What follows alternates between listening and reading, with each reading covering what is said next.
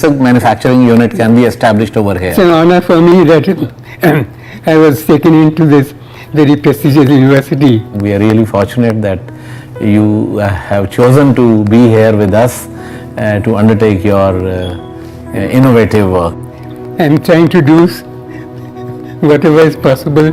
So, the work can start immediately. We are now again recreating the use of manufacturing. Let's move.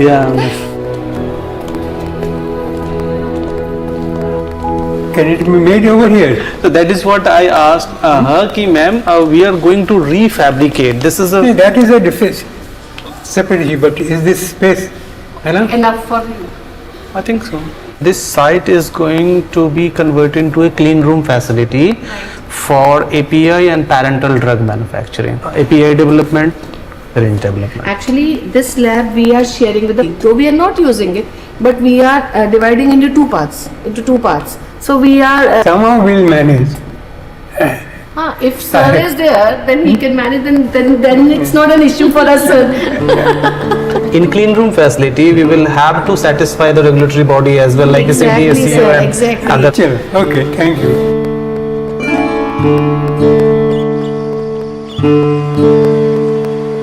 Back in many centuries, people saw the sun moving around the earth. In our history, Aryabhatta explained that it is the earth which moves around the sun, and that was accepted in India.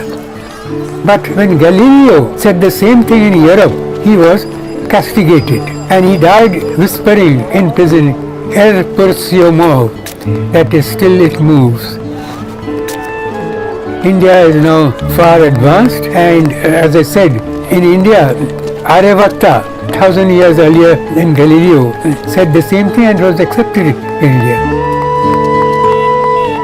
When a thing advances, the negative pressures keep on increasing in everything in life.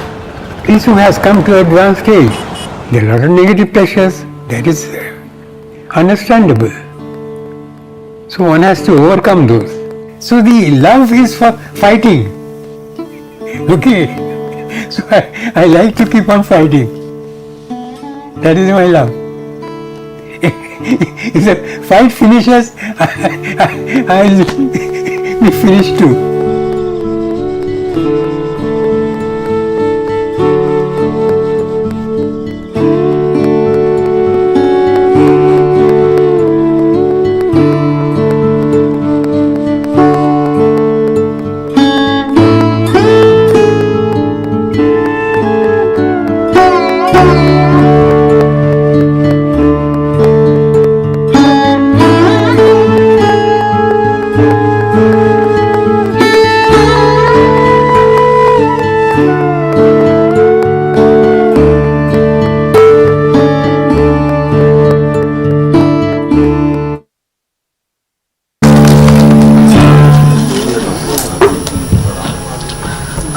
Thank you so much for screening such a motivating and inspirational movie, which tries to explore the struggles and the challenges of the elderly scientists who have done a lot for the service of science and humanity.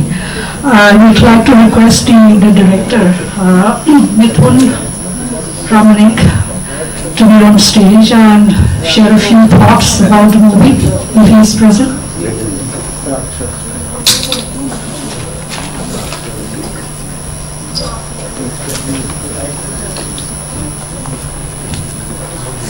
Lights on. So, director, can you put on the light? Light.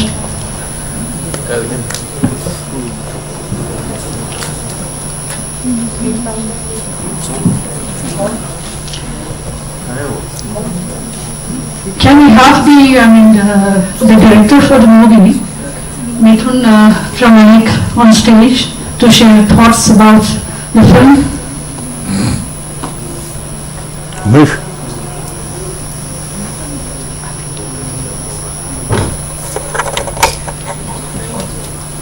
I think he's not He's available. not here, okay. You just can ask a few questions to the audience, if you can.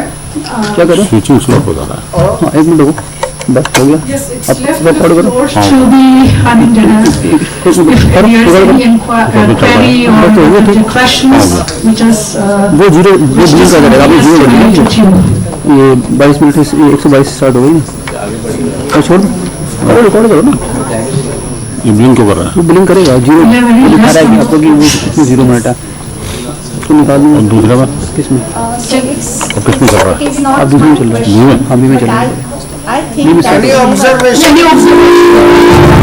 whenever such type of activity is happening and when the people come to know that it is really good for the humanity or for our environment, everyone should come forward and they have to support the person who is trying so hard.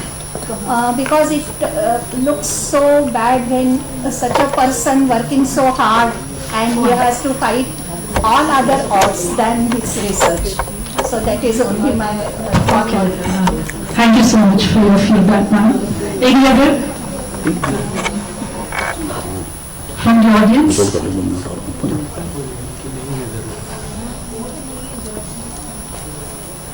Okay, then we can move further with the next film.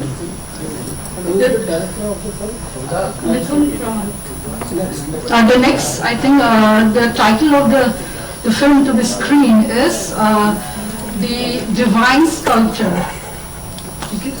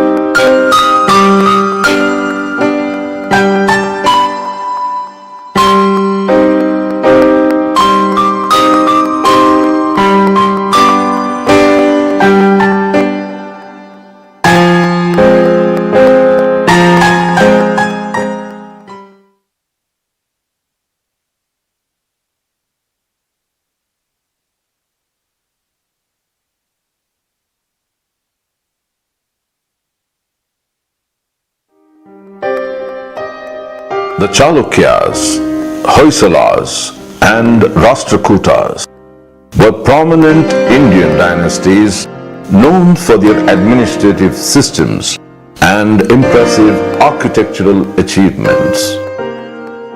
They were prominent dynasties in Indian history known for their contributions, particularly in the Hindu tradition. The Chalukyas are particularly noted for developing the Vesara style of temple architecture. The Rashtrakutas are famous for their rock-cut architecture, especially the Kailasa temple at Ellora. The Hoysalas, while smaller in territorial extent, are renowned for their intricate temple carvings and unique architectural style. These dynasties played a significant role in shaping Indian art, architecture, and administration during their respective periods. Their temples stand as testaments to their artistic and engineering prowess, showcasing a rich blend of religious and cultural influences.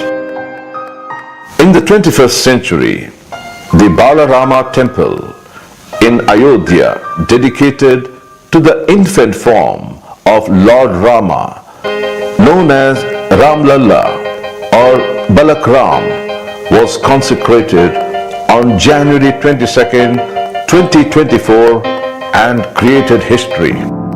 This temple is located at the site believed to be Ram's birthplace in Ayodhya.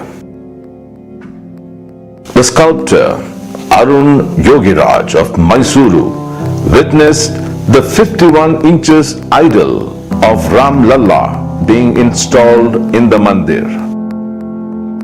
Arun Yogiraj, by carving the renowned Ram Lalla, created history. He hails from the family of sculptors. His grandfather was Basavanna, who was an artist in the court of Mysuru Maharaja. Father Yogiraj was also a popular prime sculptor who continued to practice the ancestral art of sculpture and saved for the future generation. ಮೊದಲನೆಯದಾಗಿ ಶ್ರೀರಾಮನ ವಿಗ್ರಹ ಕಲ್ಲಿನಲ್ಲಿ ಆಗಬೇಕು ಅಂತ ತೀರ್ಮಾನಗೊಂಡಾಗ ಕಲ್ಲಿನ ಶಿಲ್ಪಿಗಳೆಲ್ಲರ ಬಗ್ಗೆ ಒಂದು ಮಾಹಿತಿಯನ್ನು ನಮ್ಮ ಭಾರತಾದ್ಯಂತ ತೆಗೆದುಕೊಳ್ತಾರೆ. ಆ ಲೆಕ್ಕ ತಗೊಳಕ್ಕೆ ಹೋದರೆ ನಾನು ಸರಿಸುಮಾರು 11ನೇ ವಯಸ್ಸಲ್ಲಿ ಕೆತ್ತನೆ ಶುರು ಮಾಡಿದ್ದು. ಈಗ ನನಗೆ 41 ತುಂಬಿ 42 ಅಂದರೆ 31 ವರ್ಷ ನನಗೆ ಆಲ್ರೆಡಿ ಒಂದು ಎಕ್ಸ್ಪೀರಿಯನ್ಸ್ ಅಂತಲೇ ಹೇಳ್ಬೋದು ಕಲ್ಲಿನ ಜೊತೆಗೆ ನಮಗೆ ಅಯೋಧ್ಯೆಯ ಶ್ರೀರಾಮನ ವಿಗ್ರಹ ಸರಿಸುಮಾರು 10 ರಿಂದ 15 ಟನ್ ಇರ್ಬೋದು. ಏನಕ್ಕೆ ಈ ಒಂದು 15 ಟನ್ ಅಂತ ಹೇಳ್ತಾ ಇದ್ದೀನಿ ಅಂದರೆ, ಈ ಒಂದು 15 ಟನ್ ಕಲ್ಲಿನ ತೂಕದ ಅವಕಾಶ ಸಿಗೋದಕ್ಕೆ ನಾನು 1000 ಟನ್ ಕಲ್ಲಿನಷ್ಟು ಒಂದು ಅನುಭವನ ಹೊಂದಿರ್ತೀನಿ. ಸಣ್ಣ ವಯಸ್ಸಿಂದನೇ ಅಪ್ಪನ ಜೊತೆ, ನನ್ನ ತಂದೆಯವರಾದ ಯೋಗಿರಾಜ್ ಶಿಲ್ಪಿಯವರೇ ನನ್ನ ಗುರುಗಳು. ಅವರ ಜೊತೆ ಸಣ್ಣ ವಯಸ್ಸಿಂದ ಶುರು ಮಾಡ್ತಾ ನಂತರ ಸಮಯದಲ್ಲಿ ಇಂಡಿಪೆಂಡೆಂಟ್ ಆಗಿ ಮಾಡ್ತಾ 1000 ಟನ್ ಗಟ್ಟಲೆ ಒಂದು ಕಲ್ಲಿನ ಜೊತೆ ಕೆಲಸವನ್ನು ಮಾಡಿರೋ ಅನುಭವ, ಹೆಚ್ಚಿನ ಸಮಯವನ್ನು ಕಲ್ಲಿನ ಜೊತೆ ಕಳೆದಿದ್ದೇನೆ. ಅದರಿಂದಾಗಿ ಈ ಅವಕಾಶ ನನಗೆ ಸಿಕ್ತು ಅಂತ ಹೇಳಲಿಕ್ಕೆ ಬಯಸ್ತೇನೆ. Arun Yogiraj was the second son of Yogiraj and Saraswati couple born in the year 1983. At the young age, he used to play and practice art of sculpture. He completed his MBA and was working in a company. The artwork he learned from the family has made him popular in national and international levels. ನಾನು ಓದಿದ್ದು JSS ಬಾಲಜಗತ್ ಸ್ಕೂಲಲ್ಲಿ. ನನ್ನ baby ಸಿಟ್ಟಿಂಗಿಂದ 10ನೇ ತರಗತಿವರೆಗೂ ನಾನು JSS ಬಾಲಜಗತ್ನಲ್ಲೇ ಓದಿದ್ದು. ಆಟದ ಮೇಲೆ ಭಾಳ ಒಂದು ಆಸಕ್ತಿ ಚಿಕ್ಕ ವಯಸ್ಸಿಂದ, ಡಿಸಿಪ್ಲಿನ್ ತುಂಬ ಇಷ್ಟ ನನಗೆ. ಆ ನಿಟ್ಟಿನಲ್ಲಿ ನಾವು ಚಿಕ್ಕ ವಯಸ್ಸಿನಲ್ಲಿ ಸಣ್ಣದಾಗಿ ಖೋಖೋ ಆಡ್ತಾ ಇದ್ದೆ. ಅಲ್ಲೂ ಸಹ ನೋಟ್ಬುಕ್ಕಲ್ಲಿ ತುಂಬ ಡ್ರಾಯಿಂಗ್ಗಳನ್ನ ಬರಿತಾ ಇದ್ದೆ. ಆ ಡ್ರಾಯಿಂಗ್ ಬರಿಬೇಕಾದ್ರೆ ನನಗೆ ಟೀಚರ್ಸು ಬಂದು ಬೈದಿದ್ದು ಉಂಟು, ಪೇರೆಂಟ್ಸ್ನ ಕರೆದು ಕಂಪ್ಲೇಂಟ್ ಮಾಡಿದ್ದು ಉಂಟು. ನಿಮ್ಮ ಮಗ ಯಾವುದೋ ಒಂದು ಪೇಜನ್ನು ಖಾಲಿ ಬಿಡಲ್ಲ, ಹಿಂದ್ಗಡೆ ರ್ಯಾಪರ್ ಮೇಲೆಲ್ಲ ತುಂಬ ಡ್ರಾಯಿಂಗ್ ಬರಿತಾನೆ ಅಂತ ಹೇಳಿ ನಮ್ಮ ತಾಯಿನ ಕಂಪ್ಲೇಂಟ್ ಮಾಡಿದ್ದು ಉಂಟು ಟೀಚರ್ಸು. ಮರಿಮಲ್ಲ ಪರ್ಸ್ನಲಿ PUCಯನ್ನು ಮಾಡ್ತೇನೆ. ಆದರೆ ನನಗೆ ವಾಲಿಬಾಲ್ ಆಡಬೇಕು ಅನ್ನೋದು ಬಹಳ ಏನಂತೀನಿ ಒಂದು ಇಷ್ಟವಾದ ಕ್ರೀಡೆ. ನಾನು ಮೊದಲು ಕ್ರಿಕೆಟ್ ಸೇರ್ಕೋಬೇಕಂತ ಹೋಗ್ತೀನಿ. ಕ್ರಿಕೆಟ್ ಸೇರ್ಕೋಬೇಕು ಅಂತ ಹೋದಾಗ ಅಲ್ಲಿ ಕೋಚ್ ಇದ್ದವರು ಮಾಮೂಲು ಕಿಟ್ಟು ಮತ್ತು ಬ್ಯಾಟು ಎಲ್ಲ ತೊಗೊಂಬರ್ಬೇಕಣಪ್ಪ ಅಂತ ಹೇಳಿದ್ರು. ನಮ್ಮ ತಂದೆಯವ್ರನ್ನ ಕೇಳ್ತೀನಿ, ಅವ್ರು ತೆಗೆದುಕೊಡಲ್ಲ, ಬೈತಾರೆ. ಹೋಗೋ ನಿನಗೆ ಇವೆಲ್ಲ ಏನಕ್ಕೆ ತಗೊಡಲ್ಲ ನೀನು, ಹಾಗೆ ಹೀಗೆ ಅಂತ ಬೈದು ಬಿಡ್ತಾರೆ. ನನ್ನ ಪಕ್ಕದ ಮನೆಯವನೊಬ್ಬ ವಿನಯ್ ಅಂತ ಇದ್ದಾನೆ, ಅವನು ಹೋಗ್ತಿರ್ತಾನೆ ಕ್ರಿಕೆಟ್ಗೆ. ನಾ ವಾಲಿಬಾಲ್ಗೆ ಬಾರೋ ಅಲ್ಲಿ ಅಂತಂದ. ಇಲ್ಲ ಕಣ ನನಗೆ ಅಪ್ಪ ಸೇರಿಸಲ್ಲ ಅಂತಂದಾಗ, ಬಾ ಇಲ್ಲಿ ಎಲ್ಲ ಫ್ರೀ ಅಂತೆ ಅಂತ. ಹೌದಾ ಫ್ರೀನಾ ಅಂತ ಹೇಳಿ ನಾನು ವಾಲಿಬಾಲ್ಗೆ ಹೋಗಿ ಸೇರ್ಕೊತೀನಿ. ಅಲ್ಲಿ ಕೋಚ್ ಹತ್ರ ಹೋಗಿ ಫಸ್ಟ್ ಮೊದಲು ಕೇಳ್ತೀನಿ, ಸರ್ ಏನೇನು ತಗೊಬೇಕು ಸರ್ ನಾನು ಅಂತ ಕೇಳ್ತೀನಿ. ಏನು ಇಲ್ಲ ಕಣ, ಅವ್ನು ಚಡ್ಡಿ ಹಾಕೊಂಡು ಬಾರೋ ಅಂದರು. ಸೊ ಅದು ನಮ್ಮ ಗುರುಗಳು ಸುರೇಶ್ ಸರ್ ಅಂತ. ಬರೀ ಚಡ್ಡಿ ಹಾಕೊಂಡು ಬಾರೋ ಅಂತ ಹೇಳಿದ್ರು. ಸ್ಕೂಲ್ದು ಶೂಸ್ ಹಾಕೊಂಡು ಪಪ್ಪ ಇನ್ನೇನು ಬೇಡ ನೀನು ಅಂತ. 2000ನೇ ಇಸ್ವಿಯಲ್ಲಿ 2000 ಇಸ್ವಿಯಲ್ಲಿ ನಾನು ವಾಲಿಬಾಲ್ ಆಡಲಿಕ್ಕೆ ನಮ್ಮ ಗುರುಗಳ ಮಾರ್ಗದರ್ಶನದಲ್ಲಿ ಮೈಸೂರು ಸಿಟಿಯಲ್ಲಿ ಪ್ರಾಕ್ಟೀಸ್ ಮಾಡ್ತೀನಿ. ಮಾಡ್ತಾ ನನಗೆ ಇನ್ನು ಆಸಕ್ತಿ, ಡಿಸಿಪ್ಲಿನ್ ಇದ್ದಿದ್ದರಿಂದ 2002ರಲ್ಲಿ ನಾನು ನ್ಯಾಷನಲ್ಸ್ ಆಡ್ತೀನಿ. ನ್ಯಾಷನಲ್ಸ್ ಆಡಿ ಒಂದು ಸ್ಟೇಟ್ ಇದು ಅಂಡರ್ 19 ಗೆಲ್ತೀವಿ ನಾವು. ಬಟ್ ಇದೆಲ್ಲ ನನಗೆ ನಂತರ ಸಮಯದಲ್ಲಿ ಮೈಸೂರು ಯೂನಿವರ್ಸಿಟಿಗೆ ಆಡ್ತೀನಿ ಕಂಟಿನ್ಯೂಸ್ ಆಗಿ 3 ವರ್ಷ. ಭಾಳಷ್ಟು ಟೂರ್ನಮೆಂಟ್ಗಳು ಆಡ್ತೀನಿ, ಫಿಸಿಕಲಿ ಫಿಟ್ ಆಗಿರ್ತೀನಿ. Initially, his interest was in cricket, but he became master in volleyball. He became the best volleyball player and represented the University of Mysore 5 times. He represented Karnataka volleyball team and became a champion. I would like to mention something about the world-renowned sculptor, my proud student, Arun Yogiraj. So it gives me immense pleasure to say that I was his coach since 1998 when he was 10th standard. A small chubby boy came to me with a white shorts and a t-shirt in a cycle. He came to me to the sports pavilion, University of Mysore, and where we are all chatting about the progression of sports. This boy came, "Sir, can you teach me volleyball?" So I just looked at the chubby boy and then I was just stunned. So young, energetic, the sparkling eye and then the glowing face made me to accept him as my disciple. So I took him and I made him to come on the next day itself. First PUC, he could represent Karnataka State in School Games Federation of India, SGFI. Second year also he represented School Games Federation of India at Hyderabad, and then he got a medal in that also. Then sub-junior nationals he got medal in the nationals. Junior nationals he participated. So like that he excelled. Meanwhile he entered into BCom, JSS Ooty Road, then JSS College Ooty Road. First year degree, meritorious student, and he got selected for representing Mysore University.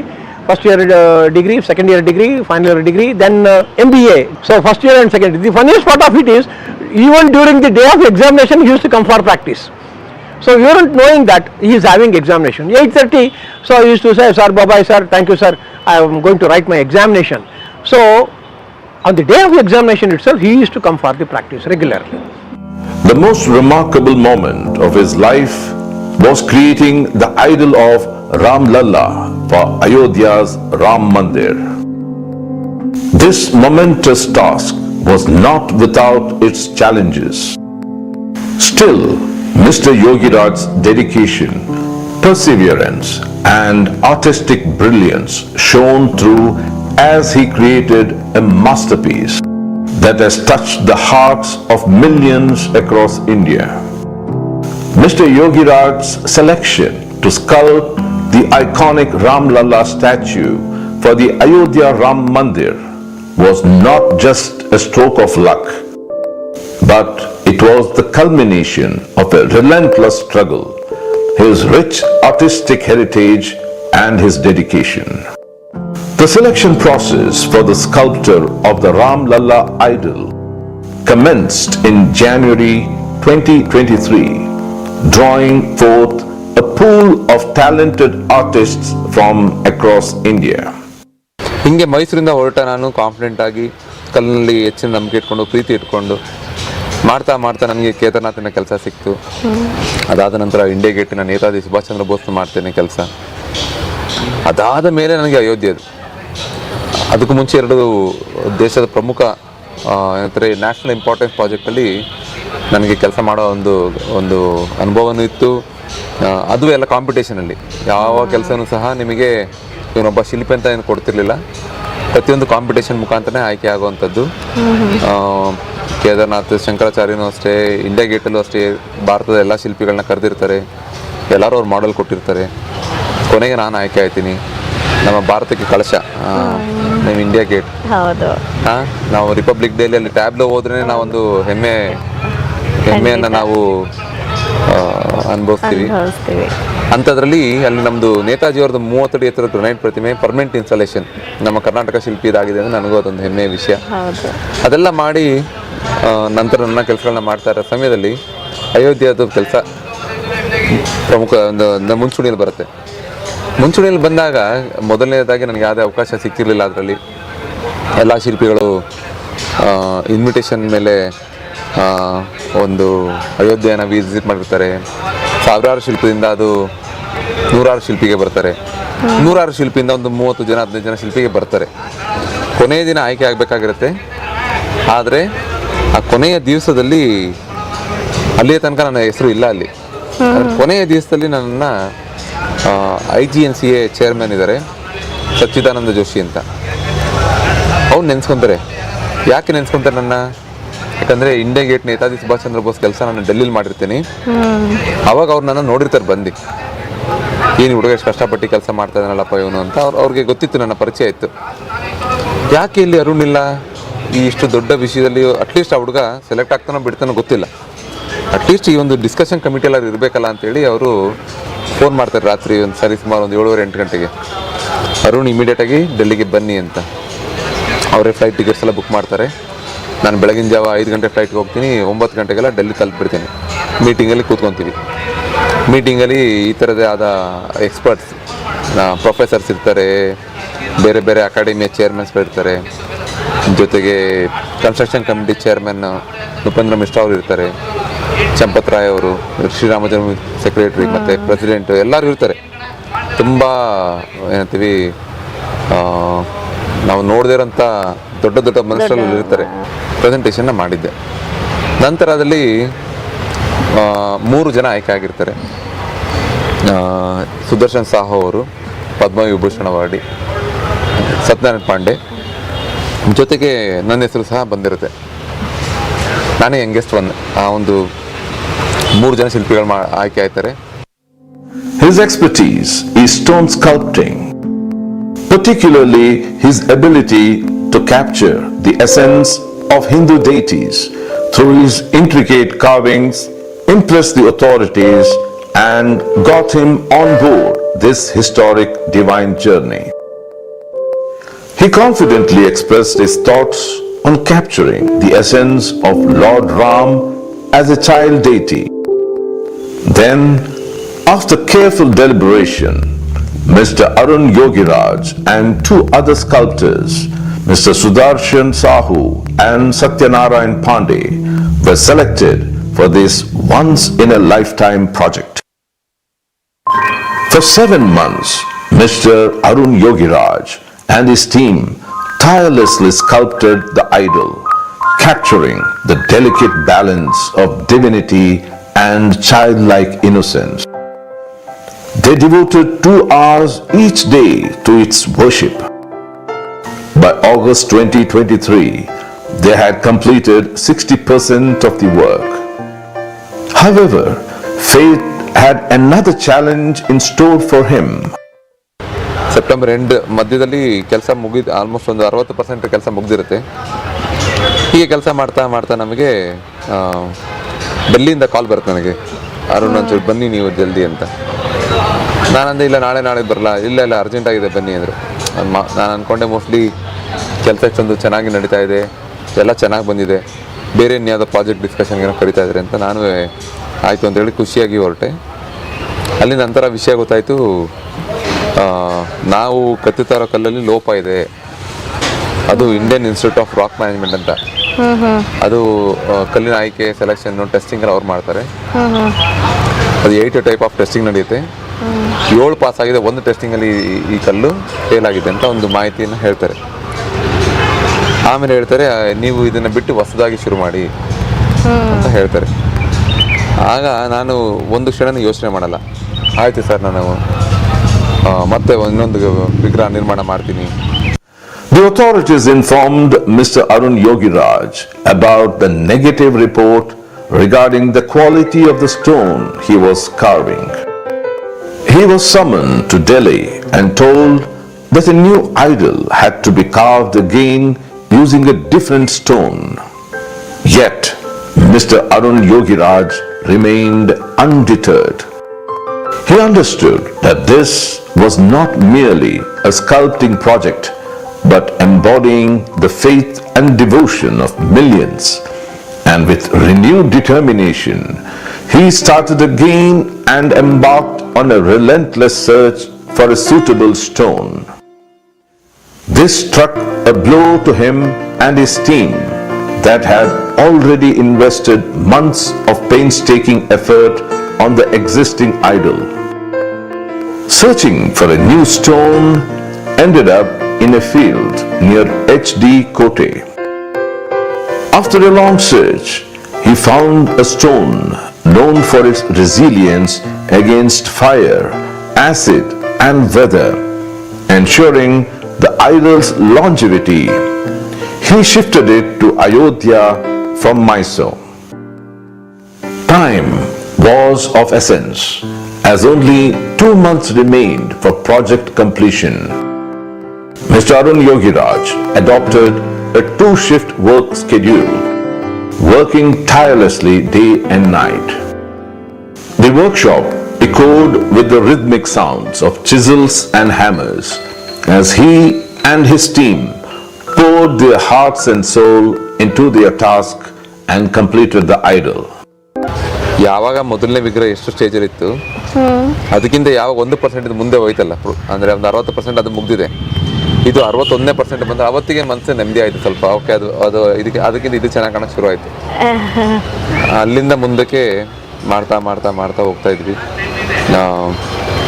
ಏನೇ ಮಾಡಿದ್ರೂ ಮುಖ ಮಾಡಲಿಕ್ಕೆ ತುಂಬ ಭಯ. ಬೇರೆ ಎಲ್ಲ ಕೆಲಸ ಮುಗ್ದಿದೆ, ಅಲಂಕಾರದ ಕೆಲಸ, ಆಭರಣದ ಕೆಲಸ, ಪ್ರಭಾವಳಿಯ ಕೆಲಸ, ಪೀಠದ ಕೆಲಸ ಎಲ್ಲ ಮುಗ್ದಿದೆ. ಆದರೆ ರಾಮನ ಮುಖ ಮಾಡೋದ್ರಲ್ಲಿ, ರಾಮನೆಲ್ಲ ಮುಖ ಮಾಡೋದು ತುಂಬ ಚಾಲೆಂಜಿಂಗ್ ಆಗಿತ್ತು. ಏನಕ್ಕೆ ಅಂದರೆ ನಮಗೆ ಕಲ್ಲಲ್ಲಿ ಯಾವಾಗಲೂ ಒಂದೇ ಅವಕಾಶ ಇರುತ್ತೆ. ಆಯ್ತಪ್ಪ ಇದು ಸರಿಗೆ ಬರಲಿ, ಇನ್ನೊಂದು ಮಾಡೋಣ, ಆ ರೀತಿ ಇರಲ್ಲ ನಮಗೆ. ಒಂದೇ ಅವಕಾಶದಲ್ಲಿ ಮಾಡಬೇಕು. ಅದೇ ಏನು ಮಾಡಬೇಕು ಅಂತ ಗೊತ್ತಿಲ್ಲ. ಹೋಮ್ವರ್ಕ್ ಮಾತ್ರ ತುಂಬ ಮಾಡಿದ್ದೀನಿ. ನೀವು ಎಷ್ಟು ಹೋಮ್ವರ್ಕ್ ಮಾಡಿದ್ರೆ ನೀವು ಊಹೆನೂ ಮಾಡೋಕ್ಕಾಗಲ್ಲ. ನಾವು ಮಲಗ್ತಾನೆ ಇರಲ್ಲ 9 ತಿಂಗಳಲ್ಲಿ. 3 ಹೊತ್ತು ಯೋಚನೆ ಮಾಡ್ತಿದ್ದೀವಿ. ಏನು ಕೊಡ್ಬೋದು, ದೇಶಕ್ಕೆ ಏನು ಕೊಡ್ಬೋದು, ಏನು ಮಾಡ್ಬೋದು, ಇನ್ನೆಲ್ಲಿ ಹೇಗೆ, ಇದೇ ರೀತಿ ಯೋಚನೆ ಇತ್ತು. ಆದರೆ ಮುಖ ಮಾಡೋದಕ್ಕೆ ಭಯ ಆಗ್ತಿತ್ತು. ಯಾಕಂದರೆ ಒಂದು ಮಾಡಿದ್ಮೇಲೆ ಇದು ಮಾಡ್ಬೋದು, ಅದು ಮಾಡ್ಬೋಯ್ತಲ್ಲ ಅನ್ನಿಸ್ಬಾರ್ದು ನಮಗೆ. ಯಾವುದಾವತ್ತು ಆಯ್ಕೆ ಮಾಡ್ಕೊಂಡು ಏನು ಮಾಡಬೇಕು ಅಂತ ಅದೇ ಬೆಸ್ಟ್ ಆಗಿರಬೇಕು.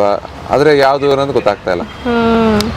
ಸೊ ಈ ರೀತಿಯಲ್ಲಿ ಹಂಗೆ ದಿನಗಳು ಕಳೀತಾ ಬರ್ತು. ನಮ್ಮ ಕೆಲಸದವರೆಲ್ಲ ಕೇಳ್ತಾ ಇದ್ರು, ಏನಕ್ಕೆ ನೀವು ಮುಖನೇ ಮಾಡಿಲ್ಲ, ಅದು ಹಿಂಗೆ ಒಲೆ ಏನಂತೀವಿ ಭುಜದ ಮೇಲೆ ಗುಂಡ್ಕಲ್ಲಿದ್ದಂಗಿದೆ, ಮುಖ ಯಾಕೆ ಮಾಡ್ತಾ ಇಲ್ಲ, ಕಲ್ಲು ಹಂಗೆ ಇದೆ ಅಂತ ಕೇಳ್ತಿದ್ರು. ಅವ್ರಿಗೆ ನಾನು ಹೇಳಿದ್ರೆ ಒಳಗೆ ಭಯ ಆಗುತ್ತೆ ಅಂದರೆ ಅವ್ರಿಗೆ ನನಗೆ ಮಕ್ಕಳ ಮುಂದೆ ಹೇಳೋಕ್ಕೆ ಇಷ್ಟ ಆಗ್ತಿರಲಿಲ್ಲ. ಇಲ್ಲ ಮಾಡ್ತೀನಿ ಅಂತೇಳಿ ನಾನು ಮುಂದಾಗ್ತಿದ್ದೆ. ದೀಪಾವಳಿ ಸಮಯದಲ್ಲಿ ನನಗೆ ಅದಕ್ಕೆ ಉತ್ತರ ಸಿಗುತ್ತೆ, ಏನು ಬೇಕು, ಏನು ಮಾಡಬೇಕು. ಮಕ್ಕಳು ಬರೀ ಮಗು ಮಾಡಿದರೆ ಸಾಕಾಗ್ತಿಲ್ಲ ನನಗೆ. ಆ ಮಗುವಲ್ಲಿ ರಾಮನು ಇರಬೇಕಲ್ಲಿ. ಆ ಒಂದು ಡಿವೈನಿಟಿ ಹೇಗೆ ಬರಬೇಕು ಏನು ಅಂತ. ಬರೀ ಮಗು ಫೇಸ್ ಮಾಡಿದರೆ ನನಗೆ ಕಷ್ಟ ಇಲ್ಲ, ಯಾವುದೊಂದು ಮಗು ಫೇಸ್ ತಗೊಂಡು ಮಾಡ್ಬೋದು. ಬಟ್ ಅದಕ್ಕಿಂತ ಬೇರೆ ಏನೋ ಬೇಕಿತ್ತು. ಆ ನಿಟ್ಟಿನಲ್ಲಿ ಆ ದೀಪಾವಳಿ ಸಮಯದಲ್ಲಿ ಮಕ್ಕಳು ದೀಪ ಇಟ್ಕೊಂಡಾಗ ಆ ದೀಪದ ಬೆಳಕಲ್ಲಿ ಮಕ್ಕಳು ದೇವ್ರ ರೀತಿ ಕಂಡ್ರು ನನಗೆ. ಅವತ್ತಿಂದ ಆ ಸ್ಫೂರ್ತಿಯಿಂದ ಅವತ್ತು ರಾತ್ರಿ ಶುರು ಮಾಡಿ ಸರಿಸುಮಾರು 2 ಗಂಟೆಯಲ್ಲಿ ಕೆಲಸ ಮುಗಿಸ್ಬಿಟ್ಟೆ ನಾನು. ಸುಮಾರು ಒಂದು 2-3 ತಿಂಗಳಿಂದ ಗೊತ್ತಾಗ್ತಿರೋದು 2 ಅವರ್ಸಲ್ಲಿ ಮುಗಿದೋಗುತ್ತೆ ವರ್ಕ್. ಆ ವರ್ಕ್ ಮುಗಿದ್ಮೇಲೆ ಅನ್ನಿಸ್ತು ಇದಕ್ಕಿಂತ ಏನೋ ನನ್ನ ಕೈಲಿ ಬೆಸ್ಟ್ ಮಾಡೋಕ್ಕಾಗ್ತಿರಲ್ಲಪ್ಪ, ಇದು ಅವ್ರು ಏನು ಬೇಕೋ ಮಾಡಿಸ್ಕೊಂಡಿದ್ದಾರೆ, ಇಲ್ಲಿಗೆ ಮುಗೀತು. 3 ಜನ ಶಿಲ್ಪಿಗಳಲ್ಲಿ ವೋಟಿಂಗ್ ಸಿಸ್ಟಮಲ್ಲಿ ಆಯ್ಕೆ ಮಾಡ್ತಾರೆ. ಜಾಸ್ತಿ ಅಂದರೆ 12-11 ವೋಟ್ ಇದಕ್ಕೆ ಬರುತ್ತೆ. ಆವಾಗ ಈ ವಿಗ್ರಹ ಆಯ್ಕೆ ಆಯಿತು ಅಂತ ನನಗೆ ಡಿಸೆಂಬರ್ 28ನೇ ತಾರೀಕು ವಿಷಯ ತಿಳಿಸ್ಕೊಡ್ತಾರೆ.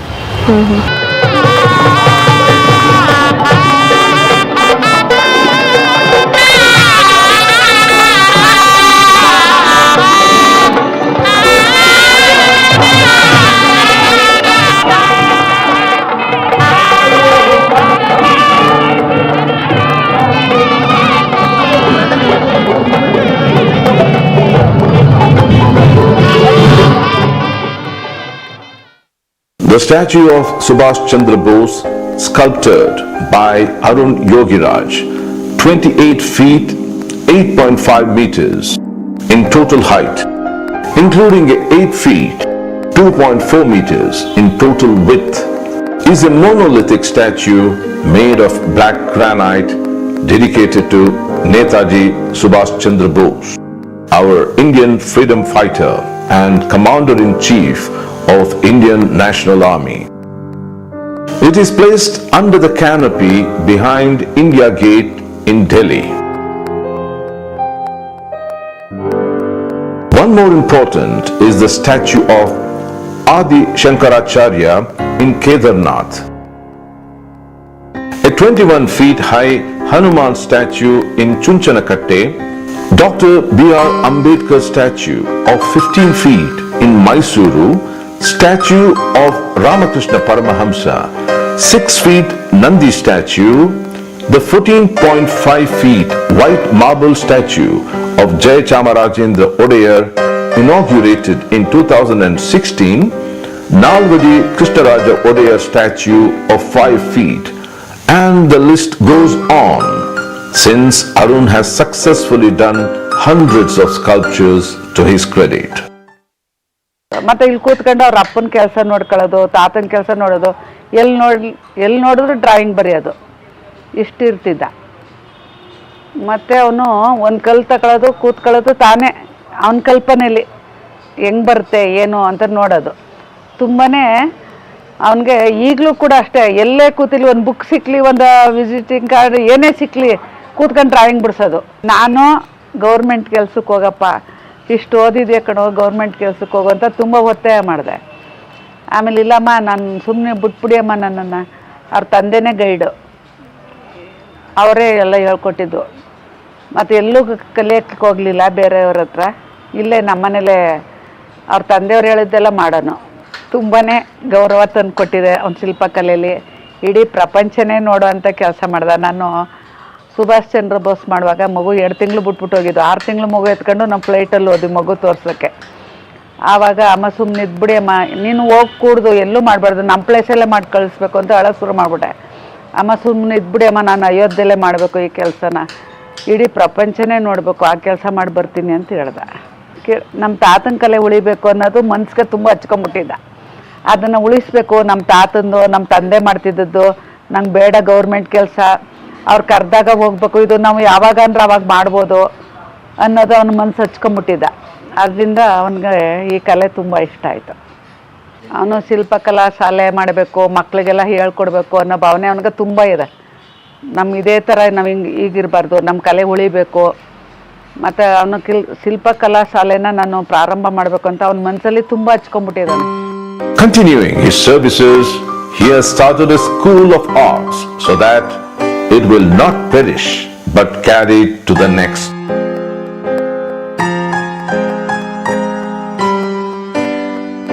Awards and honors.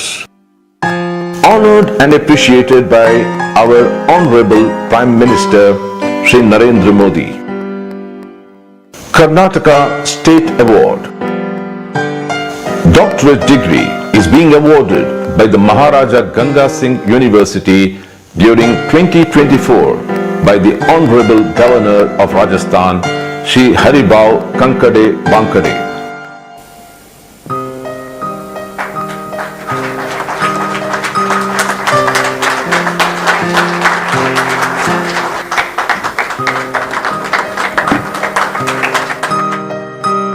Srimati Vijeta, wife of Arun Yogiraj, also completely supports all his activities. ನಾನು ಅಯೋಧ್ಯೆಯಲ್ಲಿ ಹೋಗಿ ರಾಮಲಲ್ಲ ಮೂರ್ತಿ ನೋಡಿದಾಗ ಅದು ತುಂಬ ವಿಶೇಷವಾಗಿತ್ತು. ನನಗಂತೂ ಕಣ್ ತುಂಬಿ ಬಂತು, ನನಗೂ ತುಂಬ ಸಂತೋಷ ಆಯಿತು. ಅದೇ ರೀತಿ ಎಲ್ಲ ಸಹಸ್ರ ಜನರು ಕೊಟ್ಟಿರೋ ಫೀಡ್ಬ್ಯಾಕ್ ಪ್ರಕಾರನೂ ಎಲ್ಲರಿಗೂ ತುಂಬ ಇಷ್ಟ ಆಗಿದೆ. ಅರುಣ್ ಕಲ್ತಿರೋದು ಮೈಸೂರು ಸ್ಟೈಲು ಮತ್ತು ಹೊಯ್ಸಳ ಸ್ಟೈಲು. ಅವರು ಅದರಲ್ಲಿ ಒಂಚೂರು ನೈಜ ಕಲೆಯನ್ನು ಅಳವಡಿಸ್ಕೊಂಡು ಅದನ್ನು ಇಂಪ್ರೂವೈಸ್ ಮಾಡಿಕೊಂಡು ಕಲೆಗಳನ್ನ ಮಾಡ್ತಾ ಇದ್ದಾರೆ. ಮತ್ತು ಶಿಲ್ಪಶಾಸ್ತ್ರ, ಅವರು ಶಿಲ್ಪಶಾಸ್ತ್ರ ಕಲ್ತು ಬಂದಿದ್ದಾರೆ. ಮತ್ತು ಏನು ಮಾಡಿದ್ರು ಅಕಾರ್ಡಿಂಗ್ ಟು ಶಿಲ್ಪಶಾಸ್ತ್ರನೇ ಮಾಡ್ತಾರೆ. ಮೆಜರ್ಮೆಂಟ್ಸ್ ಎಲ್ಲ ತಪ್ಪು ಹೋಗಲ್ಲ. ಅದರಿಂದ ಅವ್ರದ್ದು ಶಿಲ್ಪಕಲೆಯಲ್ಲಿ 100% ಇದು. ದಿನಚರಿ ಅರುಣ್ದು ಬೆಳಗ್ಗೆ ಅವರು 5 ಗಂಟೆಗೆ ಎದ್ದು ವ್ಯಾಯಾಮ ಮಾಡಿ ಇದು ಕೆಲಸನ ಶುರು ಮಾಡ್ತಾರೆ. ಎವ್ರಿ ಡೇ 10 hours ಕೆಲಸ ಮಾಡ್ತಾರೆ. ಏನೇ ಆಗಲಿ 10 hours ಆದಮೇಲೆ ಅವ್ರದ್ದೊಂದು ಹೋಮ್ವರ್ಕ್ ಅಂದರೆ ಡ್ರಾಯಿಂಗ್ ಆಗಲಿ ಪ್ರಾಕ್ಟೀಸ್ ಮಾಡೋದು, ಬುಕ್ಸ್ ಓದೋದು ಮತ್ತು ನಾಲೆಡ್ಜ್ ಅಕ್ಯುಮುಲೇಟ್ ಮಾಡೋದು. ಅದು ಪ್ರತಿದಿನ ಅವ್ರದ್ದು ಒಂದು ದಿನಚರಿ ಆಗಿರ್ತದೆ. ಅದಂತೂ ಮಿಸ್ಸೇ ಮಾಡಲ್ಲ. ಯಾಕಂದರೆ ಅವ್ರ ಪ್ರಕಾರ ಟೈಟನ್ ಅಂತ ಫಾಲೋ ಮಾಡ್ತಾರೆ. ಅಂದರೆ 10 hours 10 years ನೀವು ಕಷ್ಟಪಟ್ಟರೆ ನಿಮ್ಮ ಲೈಫ್ ಆರಾಮಾಗಿರ್ತದೆ ಅಂತ ಅವ್ರದ್ದೊಂದು ಇದು ನಂಬಿಕೆ ಇತ್ತು. ಹಾಗೆಯೇ ಅವರು ಪಾಲಿಸ್ಕೊಂಡು ಬಂದಿದ್ದಾರೆ. ಅದಕ್ಕೆ ಇವತ್ತು ನಾನು ಹೇಳ್ಬೋದು, ಅವರು ಆ ಶಿಸ್ತುನಿಂದ ಜೀವನ ಮಾಡಿದ್ದಕ್ಕೆ ಅವ್ರಿಗಿವಾಗ ಸಕ್ಸಸ್ ಅಂದು ಸಕ್ಸಸ್ ನೋಡಿದ್ದಾರೆ. We wish Arun Yogiraj to get more milestones in his endeavor and achieve more honors and bring credit to this nation, and hopefully will make history in the near future.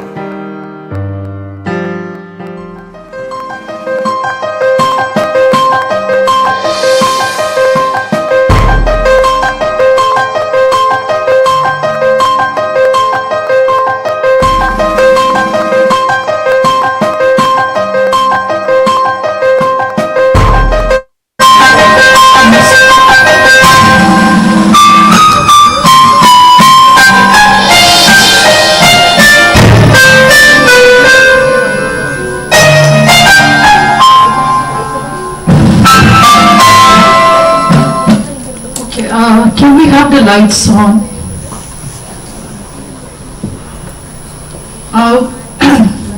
The lights. Can we have the lights? We are able to see you.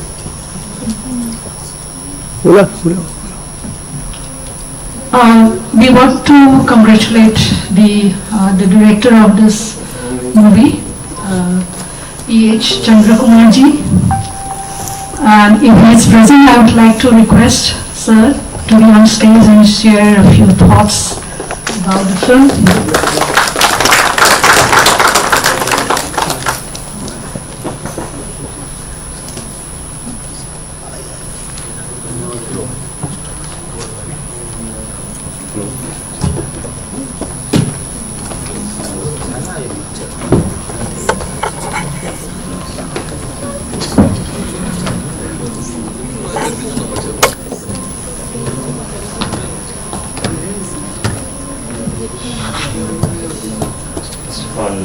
Thank you for giving an opportunity for screening this film.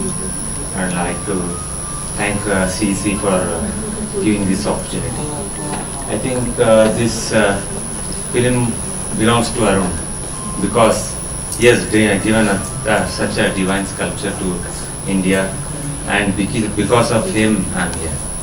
Because he is such a simple guy, and he also, whenever I asked him, such a big sculpture given to India, how do you do that thing? I asked him. He just told me, this is nothing I have done. In Kannada I will say some words I can't tell in English, such a big word he has told. I had given nothing in Kannada itself. I'll translate it later. ನೀನು ಹೆಂಗ್ ಮಾಡಿದೆ ಇದನ್ನ ಅಂತ ಕೇಳಿದಕ್ಕೆ ಈ told ಇದು ನಾನು ಮಾಡಿರೋದಲ್ಲ, ನಾನು ಮಾಡಿರೋದು ಬರೀ ಆ ದೇವರು ಅವ್ರ ಈ ವಿಗ್ರಹನ ನನ್ನ ಕೈಲಿ ಕೆತ್ತಿಸ್ಕೊಂಡಿದ್ದೇನೆ ಅಷ್ಟೇನೆ. Means the sculpture is built by the God itself, it's not me, it means, and the whole film belongs to him. I don't think I require much credit on this, and I would like to thank my colleague Mr. Gopinath, who was able to complete this film. In the mid of it, I just discharged from my work because of my personal things.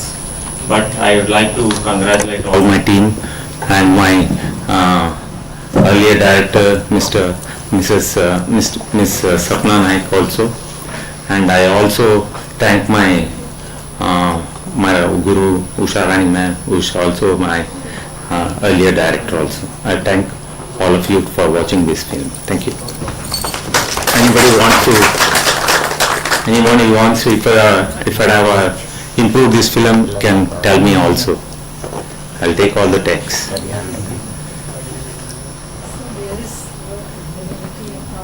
Yeah.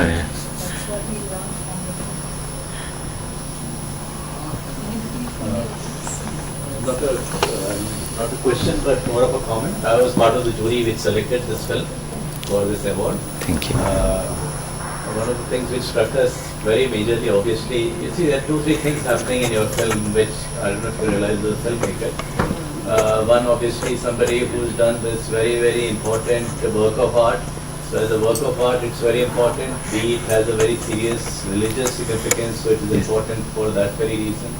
3, it is dealing with a very big faith issue for a lot of people, because we are seeing this and it will be there for a long time. And I would also mention that one part of him.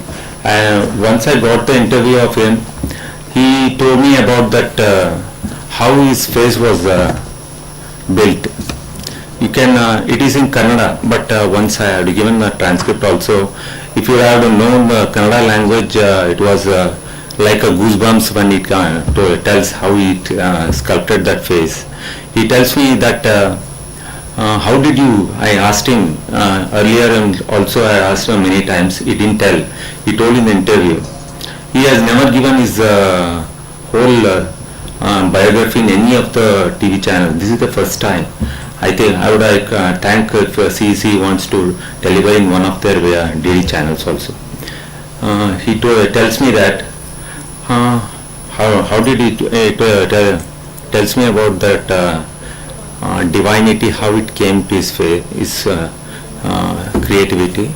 He tells me that I saw the face of the divinity in a girl's face when it was in the lamp.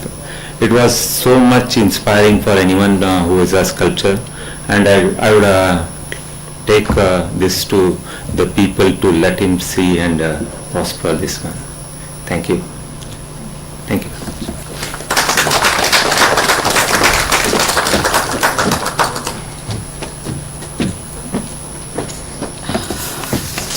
Moving further.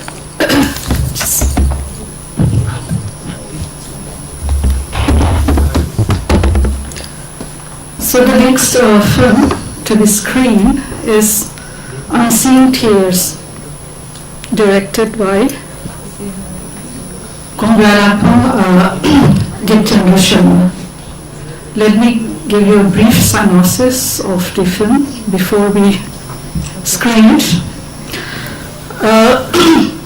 Mother Earth is a home where living and non-living things exist together, and they are here for their own responsibilities and purposes.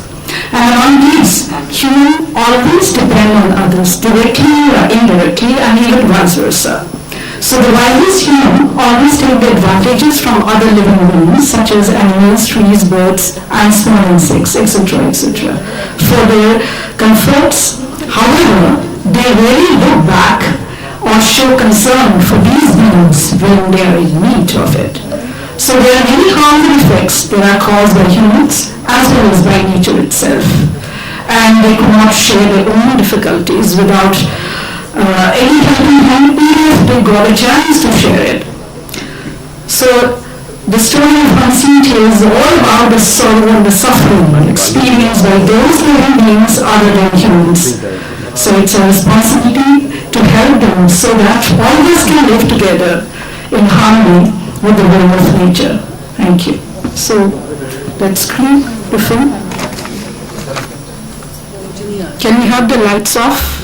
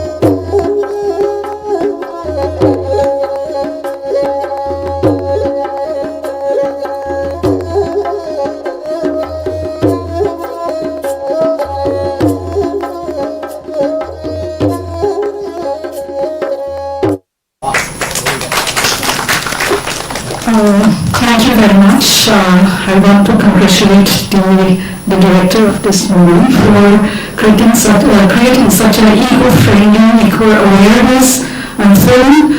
And I'm very proud that this is a film made by our fellow Manipur, because I'm also Manipuri. So I can feel the rhythm and the life, I mean, that's in there in the movie. Thank you so much. And I will, can you have the lights, please? Can we have the light, please? Lights.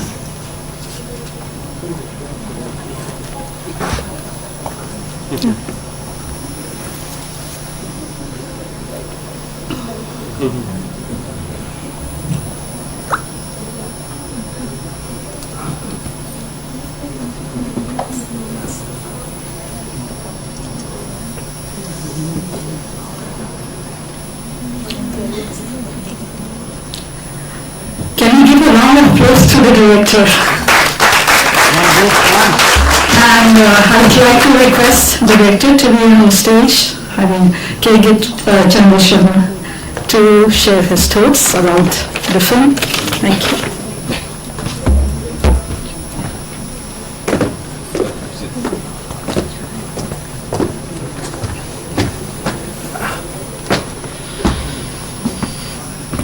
Thank you everyone, and thanks to CEC. I'm K.G. Chandrasharma from AMRC. I'm working as a technician over there, but I love to make films, and I love nature, mother earth. I always love to be a part of this environment, because we human beings always talk about the mother nature, but mostly all the thought on all the process are written in the books only, not in the practical form. So I like to share my view, my question and the answer with this film. This is my only wishes. Everyone should open our hands to help our nature. Every in the name of the development, every environment is disturbing by the human. So please do some betterness and some development for the environment, mother earth. That's the only words. Thank you everyone. Any question? If there is any question or any observation from the audience,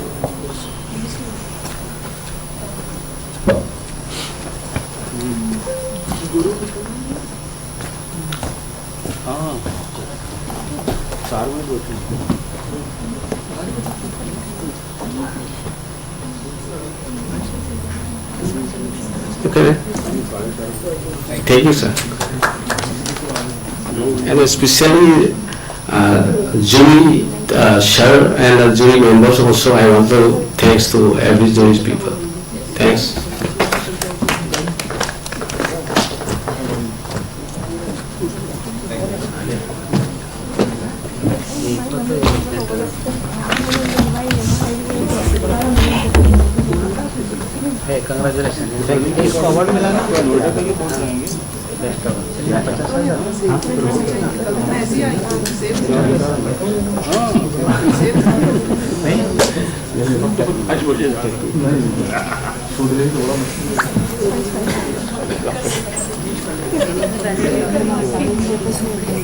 Okay, moving ahead, we have the next film to be screened with the title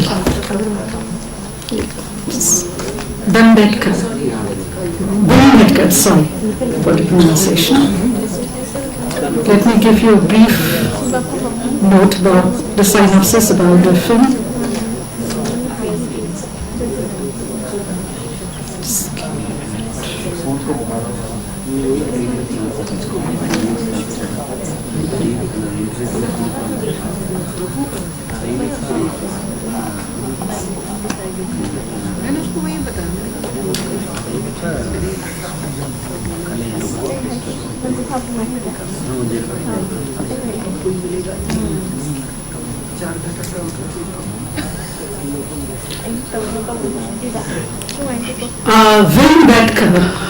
Literally translated as the resting abode of the second Honorable Prince Will, the science of communication.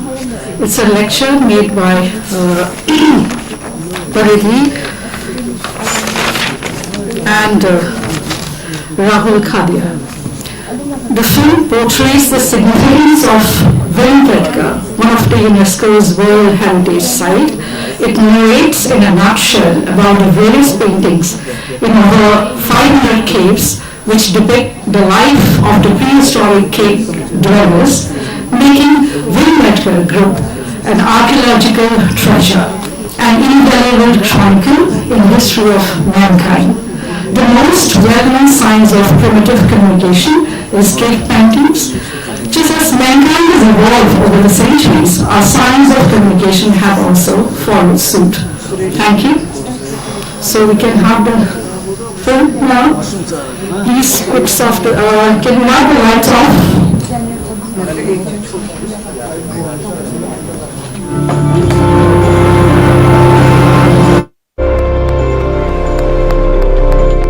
I want to confess one thing. I'm obsessed with an idea, the idea of getting back in the past and see how the world was. What form of life would have been existed in the past? Okay, let me put it in another way. How about if you wake up one morning and you find yourself in the middle of the jungle or a cave or on a barren land? What will happen if you find yourself in front of an early man, scary and hunting? I might be exaggerating, but the place is apt to exaggerate. I'm talking about Bhimbetka. Bhimbetka is one such place that belongs to Paleolithic age, meaning 5 lakh years old. Paleolithic is a word that comes from 2 Greek words, Paleolos meaning old and lithos meaning stone. Let's see what Bhimbetka has for us and how it can take you back to the Paleolithic age. Traveling approximately 45 km in the south direction of Bhopal, there is one of the largest repositories of the oldest mankind and prehistoric art known as Bhimbetka. Bhimbetka is considered to be the largest rock shelter in the world that encompasses more than 700 caves. These caves are scattered in the area of 10 square kilometers and are among the oldest caves in the world. It was the year 1957 when Dr. Vishnu Vakankar, a paleontologist of Vikram University, came across these giant rock shelter caves. Paleontologist is a scientist who studies the fossilized remains of all kinds of organisms, plants, animals, fungi, bacteria, and other single-celled living things, and is also interested in knowing the history of organic life on Earth. Bhimbetka is termed as one of the greatest accidental discovery of the mankind. It is also included in the list of UNESCO's World Heritage Sites. The name Bhimbetka is related with the character Bhim of the epic Mahabharata, and it is said to be a sitting place of Bhim, means Bhimbetka. Bhimbetka reflects perfect synergy between men and nature. Humans have been living here for so many years. They were hunting, gathering, doing art in terms of painting, music, and dance, and they were very closely associated with the nature. One of the evidence of this is that over 500 paintings were found to be made on rocks and walls of these caves. Most cave art consists of paintings either made of red or black pigment. The reds were made with iron oxides, that is hematite, whereas manganese dioxide and charcoal were used for the blacks. Bhimbetka has a series of artifacts showing activities of Homo erectus and how well they use nature to survive. Homo erectus is arguably the earliest species in the human lineage to have so many human-like qualities. Bhimbetka is a paradise for anthropologists. Anthropology is the scientific study of humans, human behavior, and societies in the past and present. Bhimbetka Rock Shelter is not only a prehistoric art complex, but it is also a museum and a library. It is the portal to the past and an invaluable collection of stories from our ancestors.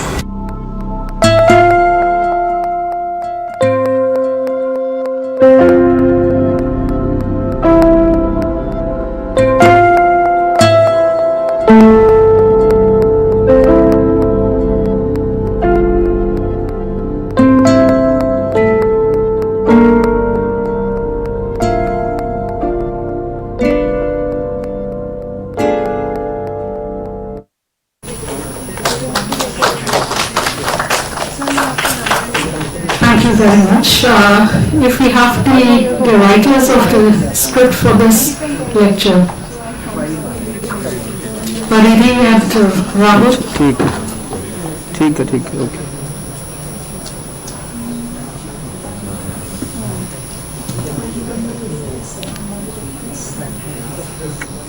Or it stimulates the audience. The audience can are welcome to give their feedback regarding this film, if you have.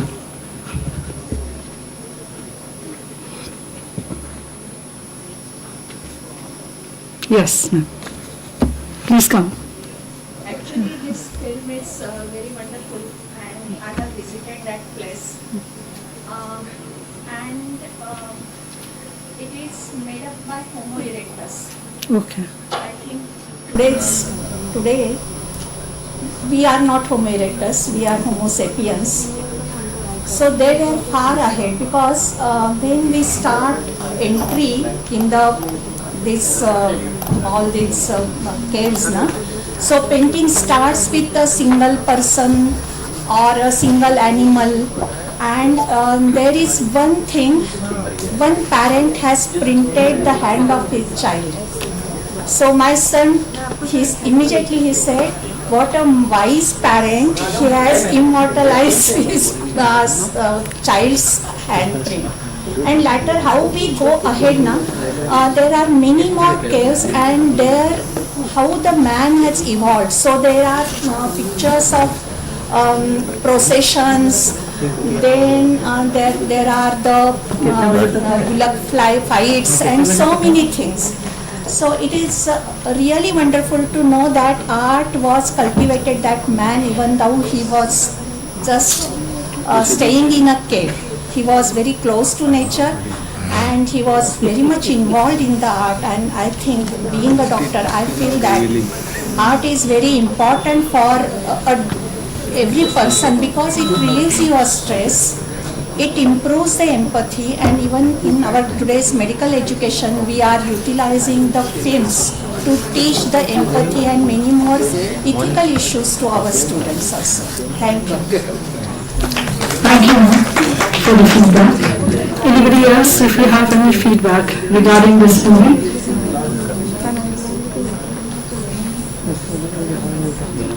All right, we'll move on to the next film to the screen.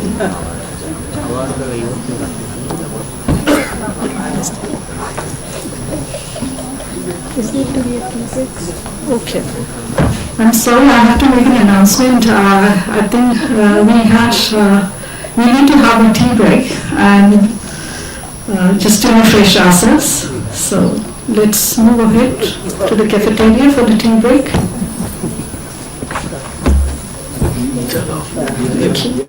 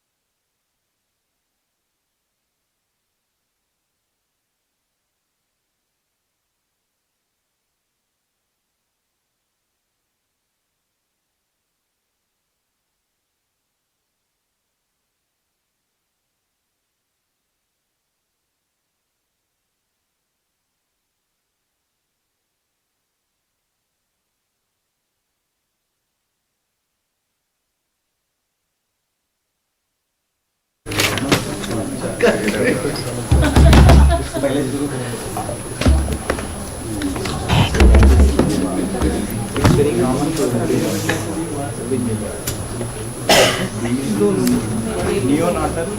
hyperbilirubinemia.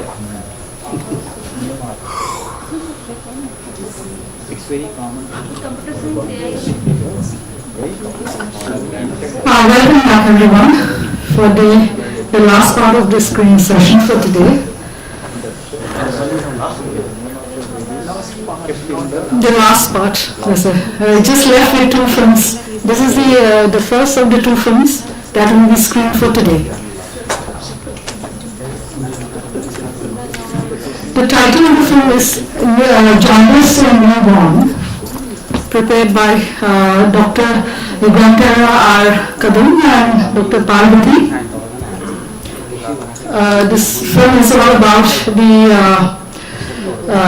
the symptoms of jaundice in newborn babies, and also how one should take precaution or preventing such kind of ailments in newborn babies. So can we have the screening?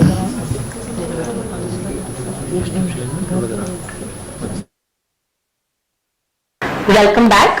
Today's session will be on jaundice in newborn or neonatal hyperbilirubinemia. Myself, Dr. Parvati Balakrishnan, Assistant Professor in Department of Pediatrics, Krishna Institute of Medical Science, Karat. We will be dealing with what is it, bilirubin metabolism in detail, clinical feature, etiopathogenesis, investigation, prevention and management. Jaundice is visible manifestation in skin and sclera of elevated serum bilirubin. It will be visible in adults, maybe more than 2 mg per deciliter, but in neonates it will be visible when serum total bilirubin is more than 5 mg per deciliter. Let's see bilirubin metabolism in detail. You can roughly take it as 6 to 7 steps. We'll break down each step and explain in detail. What is the source of bilirubin? Bilirubin comes from heme containing proteins, hemoglobin. The breakdown of heme containing proteins happens in reticular endothelial system. 75% is from old RBCs, senescent RBCs, their breakdown, and 25% of hemoglobin released by ineffective erythropoiesis in bone marrow, other heme containing proteins in tissues like myoglobin, cytokine and free heme. In the reticular endothelial system, the heme is converted into biliverdin by heme oxygenase. Biliverdin reductase converts it into bilirubin. The circulating bilirubin, which is insoluble, is bound to albumin and subsequently taken up in the hepatocytes.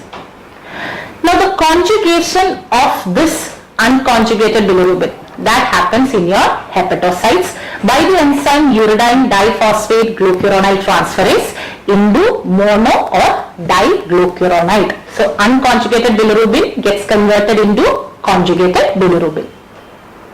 The conjugated bilirubin, which is soluble, is excreted into the bile and reaches the bowel, and finally it gets deconjugated by colonic bacteria into stercobilinogen and urobilinogen and eliminated in feces and urine. So this is the bilirubin metabolism that happens in the body. Now enterohepatic circulation. When you do not have sufficient gut bacteria, like in the case of neonates where gut priming has not happened, beta-glucuronidase, the enzyme present in the intestine, converts bilirubin glucuronide into unconjugated bilirubin. They enter back into the circulation and back to the liver. So enterohepatic circulation happens like this. Coming to physiological mechanism of neonatal jaundice. So why do you have neonatal jaundice? In normal scenario also.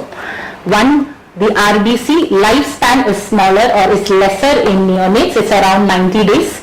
There is less efficient binding and transport of bilirubin, less efficient hepatic conjugation and excretion, and as we discussed earlier, enhanced absorption of bilirubin via the enterohepatic circulation. Physiological jaundice clinical features, it appears between 24 to 72 hours of life, peaks around 3rd to 5th day in a full-term baby and around 3rd to 7th day in a premature baby, do not persist for more than 2 weeks in a full-term infant, usually do not exceed more than 15 mg per deciliter, and there is usually no treatment required. Now, what is the clinical criteria to assess jaundice?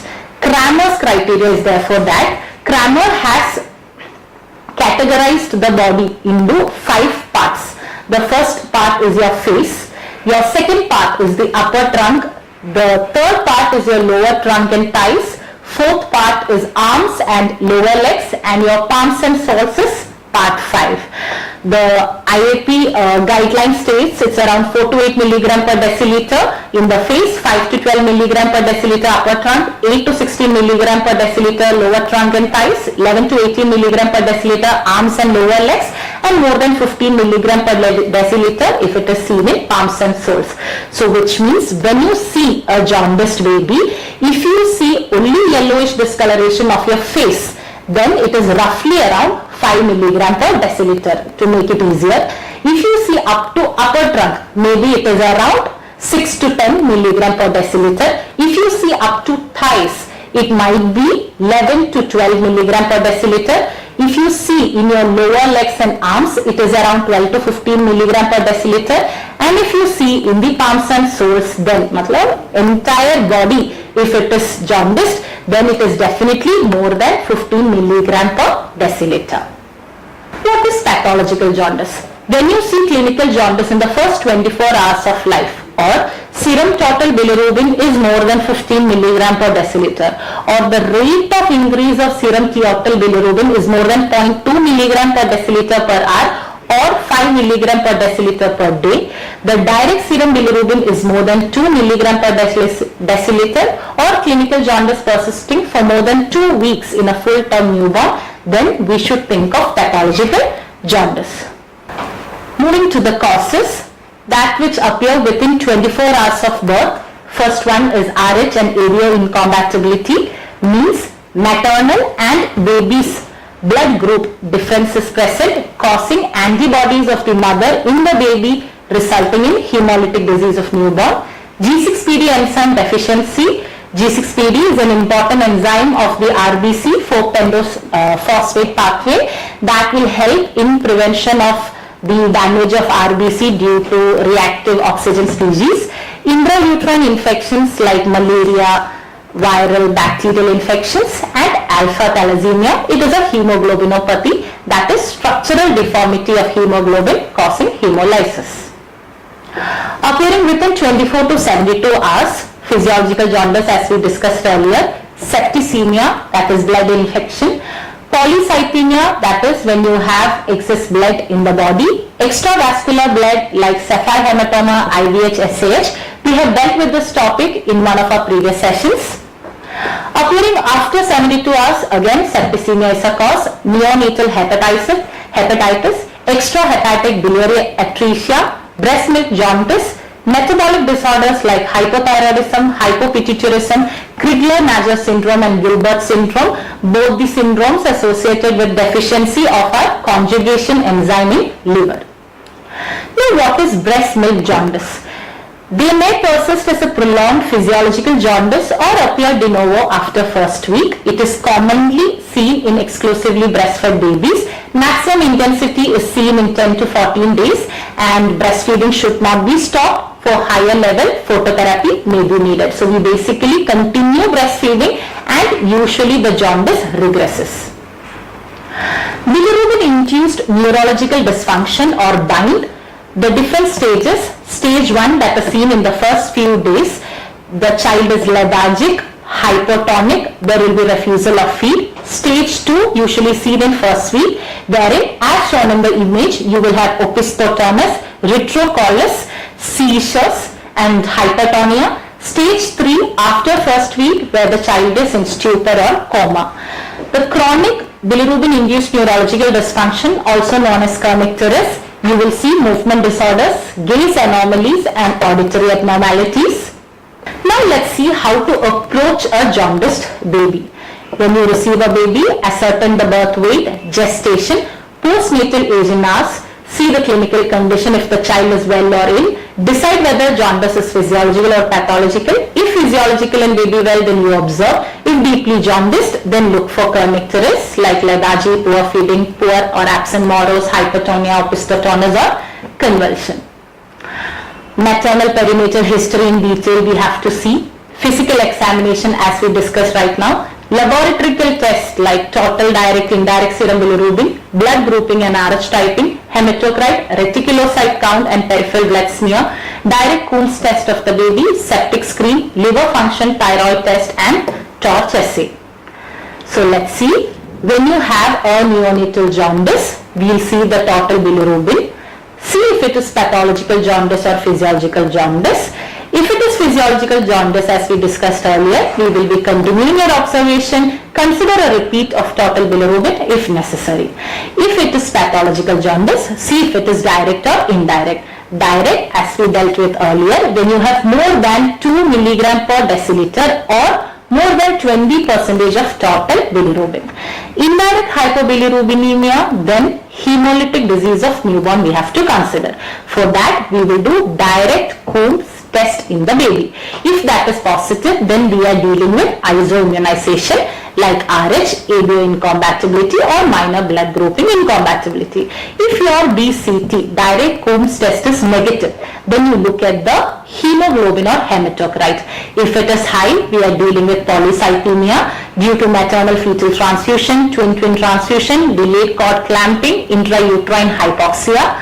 If your hemoglobin or hematocrit was normal, we are going to look at the reticulocyte count, and there again, if it is high or normal, we'll see. If it is normal, then we are dealing with maybe extravascular blood in body tissues, increased enterohepatic circulation, metabolic errors, hormones and drugs. Otherwise, if your retic count is raised, then we have to look at RBC morphology, that is peripheral smear. If it is diagnostic, if you get spherocytes, elliptocytes, we are working on spherocytosis, elliptocytosis, stomatocytosis or pycnocytosis. If your peripheral smear is non-specific, we have to think of RBC abnormality, hemoglobinopathy, enzyme deficiencies, hemolysis or DIC. So that sums up the workup of jaundice in newborn.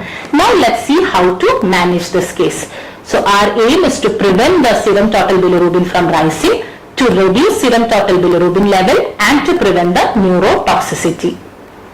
How do we prevent? Early, frequent breastfeeding, adequate hydration, and in the case of RH negative mother, when the baby is RH positive, we immediately administer IUD injection to the mother so that in her subsequent pregnancy, if the baby is RH positive, that baby can get prevention for hemolytic disease of newborn. It is a separate NDT. We can probably discuss this in some other lecture. Coming to reduction of serum total bilirubin levels and prevention of neurotoxicity, we have two methods, phototherapy and exchange blood transfusion. Phototherapy results in production of photoproducts which are excreted in bile and subsequently removed in stool. It uses blue light in spectrum of 420 to 480 nanometer wavelength. Best is 460 to 480 nanometer. Irradiance of 30 microwatts per centimeter square per nanometer. The maximal surface area of naked baby is exposed to this light at a distance of 30 centimeters. The eyes and genitalia of baby should be covered during phototherapy, and every 2-3 hourly you feed and frequent change of posture is given. This is a day 4 male baby with serum bilirubin of 18 mg per deciliter receiving double surface phototherapy. See, you can see I don't know if it is clear in the image because of the blue light, but you can see that maximum area we have tried to expose, at the same time covering the genitalia with a diaper and giving an eye mask. The phototherapy machine is kept at a 30 centimeter length, and we are trying to give an irradiance of up to 30 microwatts per nanometer. Then coming to what is the mechanism. One is configurational isomerization. The native bilirubin is 4Z15Z and it gets converted into photoisomer, which is 4Z15E, which is more polar and therefore more water soluble and can be excreted through bile. However, this reaction is potentially reversible, after which they can be reabsorbed by enterohepatic circulation. Structural isomerization. This leads to the formation of structural isomer lumirubin. Now this is an irreversible reaction and hence cannot be reconverted to native bilirubin and reabsorbed. Hence formation of this isomer produces more rapid and efficient decline in serum total bilirubin level. However, formation of lumirubin efficiently requires high intensity phototherapy around 25 to 40 microwatts per centimeter square nanometer at a distance of 15 to 20 centimeter. And the last step is photooxidation. Now this is a very minor reaction where photoproducts are excreted in urine. So 3 steps or 3 mechanisms by which phototherapy can reduce bilirubin is by structural isomerization, configurational isomerization and photooxidation. What are the adverse effects? Increased insensible water loss is there, so we make sure that the child is adequately breastfed. Sometimes loosed green stools are seen, nothing is done, we continue breastfeeding. Hypothermia is possible, hence we monitor temperature very frequently. Erythema or erythematic rash is seen on the baby due to the phototherapy. We do not require to do anything, we can just continue giving phototherapy. Oxidative injury sometimes are seen due to all these photoproducts. And finally, bronze baby syndrome is seen. This is when your photoisomers or structurally modified degraded products of bilirubin cannot be excreted from the body. The color of the baby changes into a bronze color. Now this is usually seen when there is some liver pathology. Bronze baby syndrome is noted. Now coming to exchange transfusion, one second, yes, that's the next slide. Exchange transfusion is the most effective and reliable method to reduce serum total bilirubin. It decreases the risk of bilirubin encephalopathy by reducing total bilirubin load, increasing the binding sites of plasma albumin, shifting bilirubin out of plasma, providing erythrocytes less apt to hemolyze and removes sensitized RBC. We'll see why is it so. Umbilical venous catheterization is done. See, these are the things that is required, and umbilical venous catheterization is done, and 5 to 10 ml aliquots are removed and replaced subsequently until about twice the blood volume of neonate has been replaced. Hence it is double volume exchange transfusion. So technically baby's blood is being taken out and we are giving the choice of blood which we want to the baby. So as a result, what happens? The total bilirubin load has been reduced.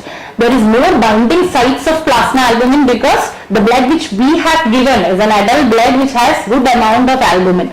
Shifting of bilirubin out of plasma can happen, and we are providing erythrocytes which are less apt to hemolyze. The lifespan of RBCs in adult is 120 days, and whatever sensitized RBCs like in hemolytic disease of newborn where the maternal antibodies were there and has been bound to the RBCs which has caused its sensitization, that is also removed.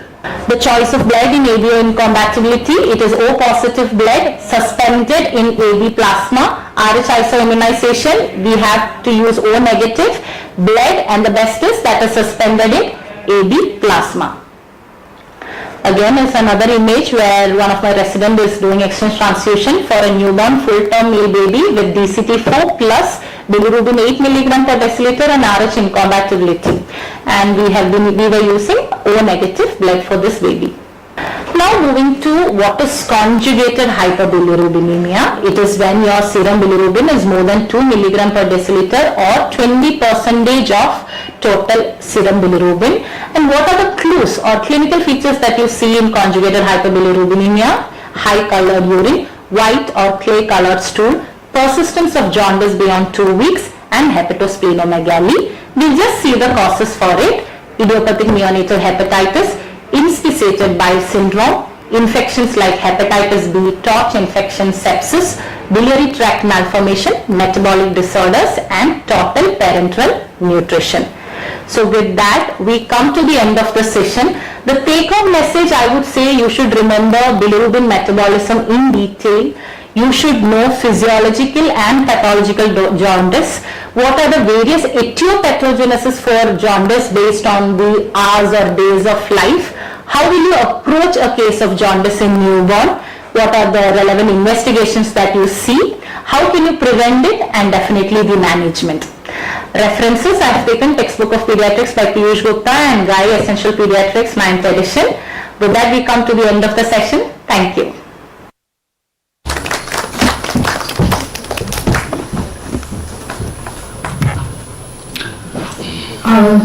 Thank you very much for sharing such an informative film on jaundice in newborn babies, the precautions that we need to take, and also the prevention.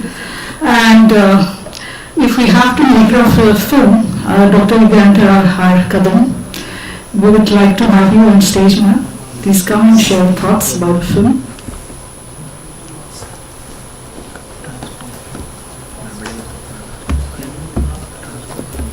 Lights.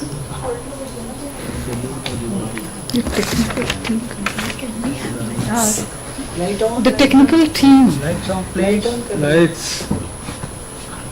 Hello. Where's the technical staff? Lights. Okay, it's alright. No, I think there's some problem with the It's alright, no problem. So good afternoon everyone, and thank you for giving us opportunity to put up our few films for this. One thing is that this is an educational film which is produced as a part of our MOOC. So in a MOOC on neonate, we are having total 6 videos on the common problems, including the normal neonate, birth injuries, hyperbilirubinemia, hypoglycemia, and I think neonatal resuscitation and breastfeeding. So these are on these topics. So we are covering one full topic on the neonate. So audience here, it is made for the medical students, especially phase 3 and phase 4, depending upon the guidelines of the NMC. So to have an Indian medical graduate as an outcome of the program. And this MOOC series has been prepared in the 4 quadrants. So each video is given, we are providing them the further material to read.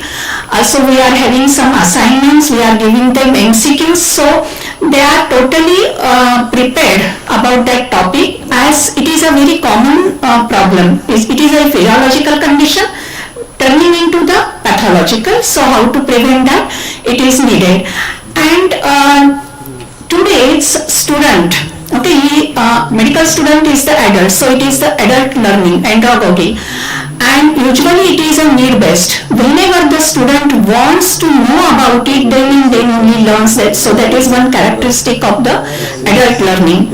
So students, they want or revise the things when they are going to appear for the examination. That time they are more effective learners, and that is why we thought that we should have this type of lectures. So at the moment of their examination, whenever they want, we can provide them some concentrated topics, concentrated information, or the cognitive material, domain material, so that they can learn more. So ultimately, what is the aim of the teacher? To educate them till the end. Okay, so even the examination is also the learning process. So they should learn, because they have to become a good doctors. And one more thing is that we are amateurs, we don't know anything about the filmmaking. So it is very simple thing. What is the more important is the content, and the delivery has to be effective. So we focus on that. Another part as the director, what was my role is usually we people are not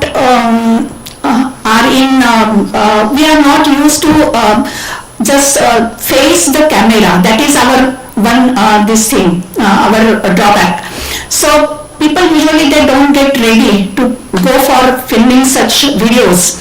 So making them, so you have to choose particular group of people, then give them important topic, ask them to prepare, find out the important things. Also you have to give the appropriate questions, assignments, reading material, and everything. Okay, so that was done by me, and the other part is done by my other team. So there was lot of coordination also is required. So our team was working, and I should congratulate them, my team. And for this activity, our organization is also, management is providing lot of encouragement, and all facilities are provided by them. So we are learning slowly about the filmmaking, and I think we can come with the medical narratives. That is another part. So now we are focusing more on the writing narratives and learning from that. That is the way we want to improve the empathy in the medical students. So today's doctors, they are not very sensitive or what are the problems they are facing. So we want to remove that. And another thing is that short attention span. Nowadays students, they are not able to concentrate for a 40-50 minutes lecture. So for that again we are trying to make some more changes. So everything is need based. So I think it is a very good platform where there is lot of scope for the creativity, and depending upon the needs we can have the different ideas we can put into that. So last year we got one prize, and this year we are getting another prize. So I am feeling very proud about my team because it was not a single person show. Thank you. Thank you. I think, are there any questions? I don't think so. Yes, thank you.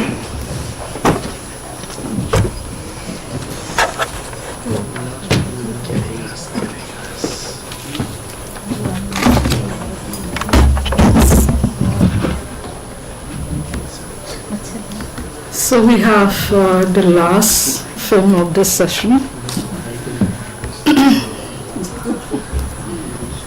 with the title Behind the Mask.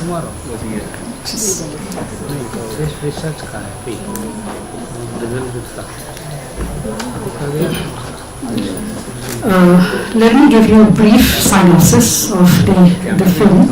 Behind the Mask, produced by and directed by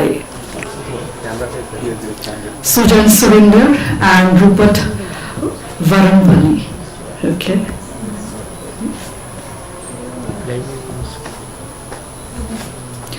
So Behind the Mask is a documentary film that explores the unseen journey of a Kathakali student beyond the grandeur of stage performances, and set within the Kerala Kalamangalam, one of India's most renowned institutions for classical performing arts. The film captures the discipline, structure and mentorship that shaped the performer's life. So while Kathakali is admired for its elaborate costumes and expressive storytelling, the film shifts focus to the physical and emotional struggles behind the art. So professors from the institution provide insights into the history, the pedagogy and the significance of Kerala Kalamangalam, adding academic and cultural context to the narrative. So can we have the film?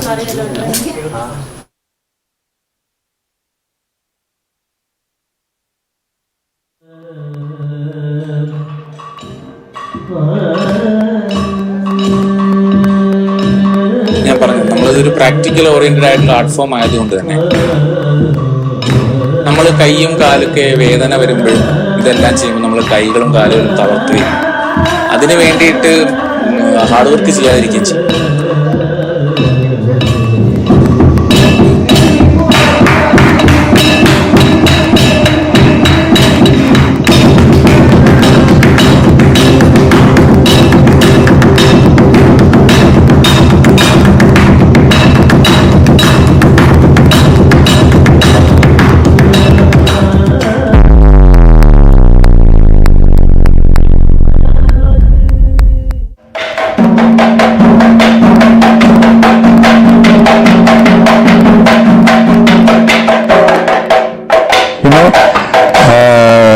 അത് മറ്റാരുമല്ല, അത് ആ ഒരു vision എന്ന് പറയുന്നത് വള്ളത്തോൾ അദ്ദേഹത്തിന്റെ ഒരു വിഷനാണ്. ഞങ്ങളുടെ ഫൗണ്ടറാണ് Vallathol Narayana Menon.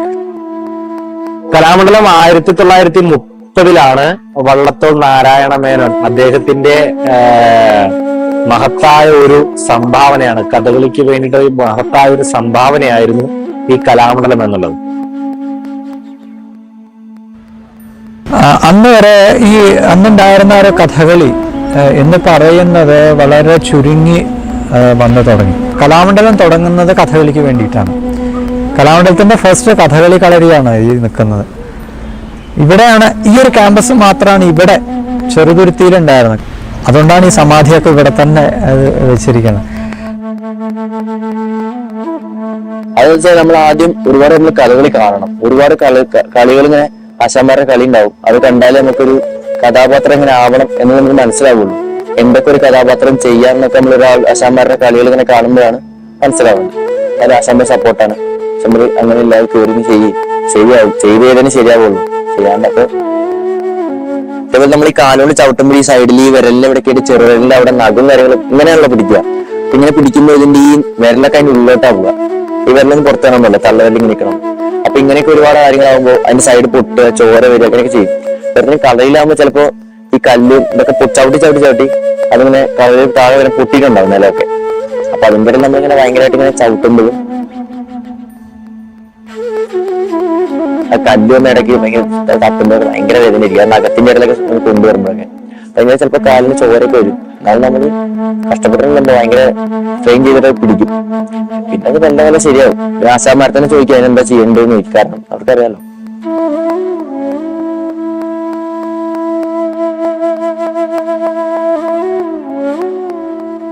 Every training is very important, and also repetition is the main thing for art.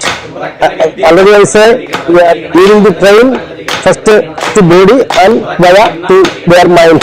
It's take time. കഥകളിയിലെ കുട്ടിത്തരം, ഇടത്തരം, ആദ്യാവസാനം ഇങ്ങനെ 3 വിധത്തില് വേഷങ്ങളെ കാറ്റഗറൈസ് ചെയ്തിട്ടുണ്ട്. അത് ഈ ഓരോ സ്റ്റേജിന് ആണ് ഈ കോഴ്സിന്റെ ഓരോ സ്റ്റേജിലായിട്ട് പഠിപ്പിക്കുകയാണ് ചെയ്യുക. ഇപ്പൊ കഥകളിയിൽ നമുക്ക് കണ്ണിന്റെ ഒരു പ്രാധാന്യം, very important thing that utilising eyes for that ice exercise. It is important early morning in Kerala, in Kalamandalam, early morning starting the ice exercise. കണ്ണിലൊന്ന് കുറച്ച് കഴിക്കാം, കുറച്ച്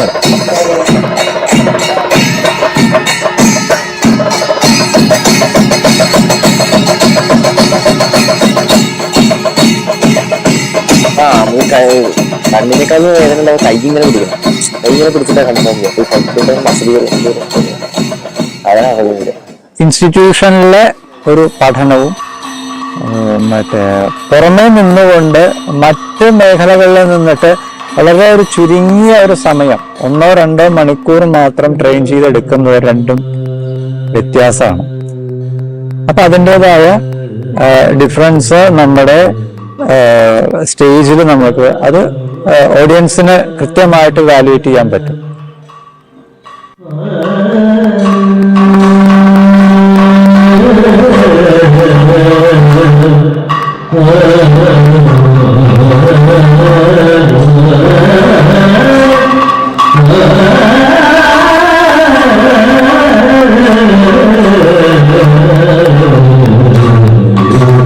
ഉഷ ചിത്രലേഖ എന്ന കഥയാണ് ഞങ്ങളന്ന് ധാർമ്മണ്ണിൽ കണ്ടത്. ഉഷയും ചിത്രലേഖ 2 കഥാപാത്രങ്ങളാണ് കണ്ടത്. അത് തുടക്കം തന്നെ നിങ്ങൾക്ക് മനസ്സിലായിട്ടുണ്ടാവും. വളരെ സാരി നൃത്തത്തോടു കൂടെയാണ് തുടങ്ങിയത്.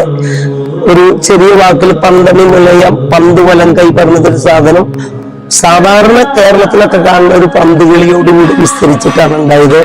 അത് ഉഷയും ചിത്രലേഖയും വളരെ വിസ്തരിച്ച് കളിച്ചു. ഈ കഥയ്ക്കുള്ള ഒരു പ്രത്യേകത സംഗീതത്തിന് കൂടുതൽ പ്രാധാന്യമുള്ളതാണ്. അതുകൊണ്ട് തന്നെ ആ കഥയ്ക്ക് വളരെയധികം പ്രാധാന്യം, സംഗീതത്തിന് വളരെയധികം പ്രാധാന്യത്തിൽ കിടക്കുന്നത്. നടന്മാർക്കും അതിനനുസരിച്ച് തുല്യ പ്രാധാന്യം തന്നെ 2 ക്യാരക്ടറിനും ഉണ്ട്. അതുകൊണ്ടാണ് ആ കഥയുടെ ഒരു വലിയ പ്രത്യേകത.